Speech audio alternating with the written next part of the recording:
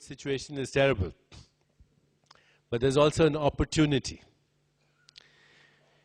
And one of the best examples to look at collective transformation is the process in biology that is called metamorphosis. I think if you're familiar with biology, you know what metamorphosis is, when something like a caterpillar becomes a butterfly. The two are quite different. A caterpillar is like a worm. A butterfly is a very magical creature with beautiful colors that flies. This is what happens. At a certain point in its development, a caterpillar becomes very greedy. It starts to consume more than it needs. And when its consumption exceeds its metabolic needs, the caterpillar's body starts to die. And it starts to liquefy. But within the body of the caterpillar, there are a few cells here and there that scientists refer to as the imaginal cells. Imaginal cells. Because these imaginal cells are dreaming a new reality. Literally. These imaginal cells, they vibrate in a different frequency of consciousness. And when the caterpillar's body recognizes these imaginal cells, they attack them. The immune cells of the caterpillar, they attack the imaginal cells.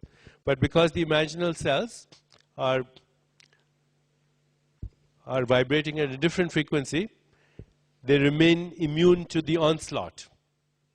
Soon the immune cells give up, and then what happens is the imaginal cells start to gather in little clusters.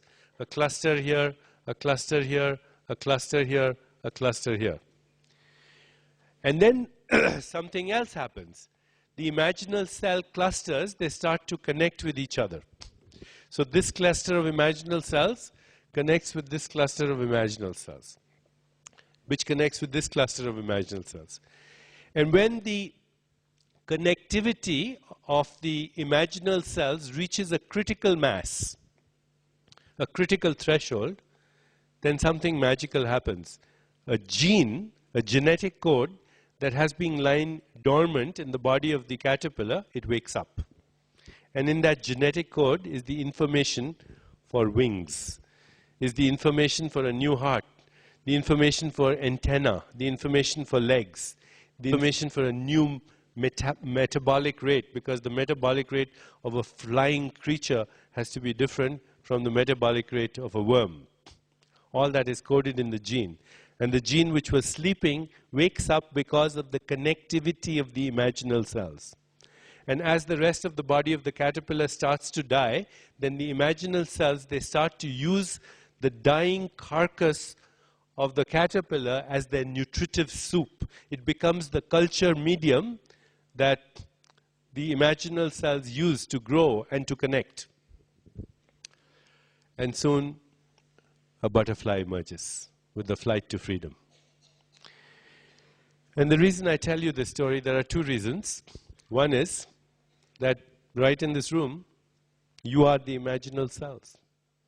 Because you are saying, we don't want the old reality. We want a new reality.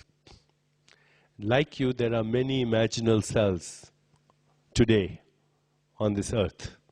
People who are saying, it's no longer tolerable that we have so much injustice in the world, that we have so much poverty, that we fight to solve our problems, that we are destroying our planet.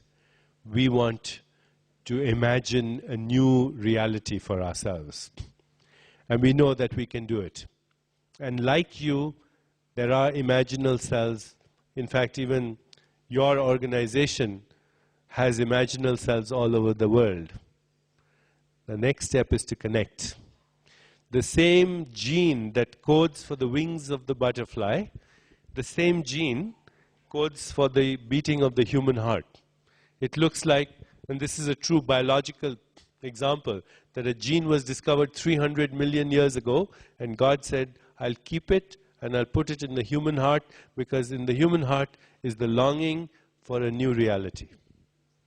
And all this terrorism, all these disasters, this is the nutritive soup of the dying carcass of the old paradigm. Because if it wasn't there, the yearning would not be there. So please, start to imagine the new reality. Because through you and through your transformation, the world will be transformed. Mahatma Gandhi used to say, there is no way to peace, peace is the way. And Mahatma Gandhi also said, can you be the change that you wish to see in the world? Because in your transformation is the transformation of the world. There are 7 practices: being peace, thinking peace, feeling peace, speaking peace, acting peace, sharing peace, and celebrating peace. And let us all do it. Because if we do it in consciousness even, we will transform the world. And the organization, this beautiful organization that you have given me a great privilege to be part of you. You are the leaders that can bring about this transformation. Let's not waste our consciousness, which is so powerful, because through this consciousness, we are now on the brink of transformation, where culture and humanity and compassion and love will dominate the world, and militarism will be obsolete. Thank you very much.